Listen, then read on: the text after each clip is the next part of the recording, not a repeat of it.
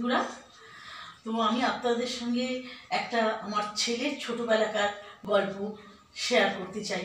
তো আমার মনে হয় শেয়ার করলে আমি একটু আনন্দ পাবো। তো তখন আমার ছেলে কেজি 1-এ পড়ে।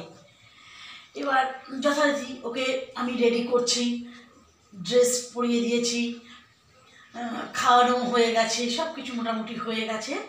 এবার লাস্টেও সক্স পরবে, শুটা পরে ওকে স্কুলে নিয়ে যাবো।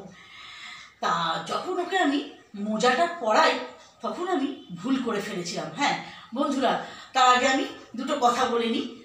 আমাকে আমার মা বেশ অনেকটা বয়স পর্যন্ত বেশ কেয়ার করতেন।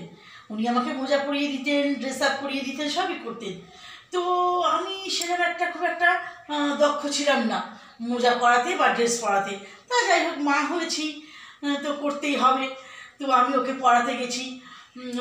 ওর সক্সটা ডান পায়েরটা বাঁ পায়ে দিয়েছি, বাঁ পায়েরটা ডান পায়ে দিয়েছি।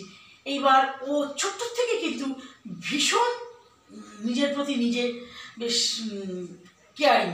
তো আমাকে কিছু বললো না, ও কিন্তু সুন্দর করে নিজে আবার পরে নিল। এর পরের দিন যেই আমি পড়াতে গেছি বলল, না মা তোমাকে পড়াতে হবে না, আমি পড়ে নিচ্ছি। তো দেখুন বন্ধুরা, এখনকার বাচ্চারা কতটা অ্যাডভান্স। তো আমার দেখে ভীষণ ভালো লাগলো। কেন না, আমার এই ছোট্ট একটা ভুল আমাকে একটা বিরাট শিক্ষা দিল আর ওকে অ্যাডভান্স করে দিল আরও। তো যাই হোক, আমার ভীষণ ভালো লাগলো। সেই ছেলে আমার এখন 30 বছরের ছেলে, চাকরি করছে, ভীষণ ভালো আছে, আমিও ভালো আছি। নমস্কার বন্ধুরা।